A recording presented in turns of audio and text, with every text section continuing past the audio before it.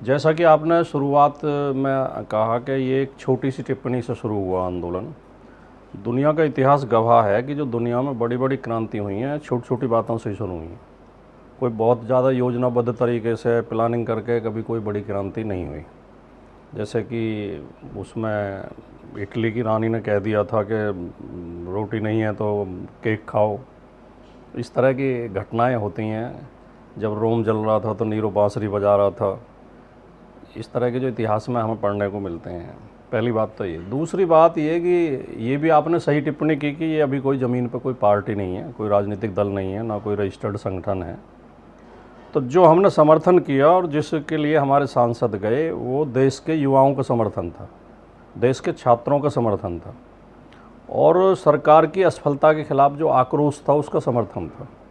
सरकार लगातार शिक्षा व्यवस्था को बर्बाद करती जा रही है और परीक्षाएं नहीं करा पा रही है सफलतापूर्वक, और पर्चे लीक हो रहे हैं लगातार, और फिर भी सरकार कोई जिम्मेदारी लेने को तैयार नहीं है। तो ये जो प्रदर्शन जंतर मंतर पर हुआ और फिर उसके बाद फिर पूरे देश में फैल गया, ये इस भारत देश के लिए एक बहुत शुभ संकेत है और ये लोकतंत्र की और संविधान की जीत है और ये भारत की जीवंतता का प्रतीक है कि भारतीय जनमानस में वो जिंदा है, वो सोचता समझता भी है, रिएक्ट भी करता है। और लोकतंत्र में जनता का जागरूक होना बहुत ज़रूरी है, वरना लोकतंत्र मर जाता है। तो ये लोकतंत्र को पुनर्जीवित करने का आंदोलन था।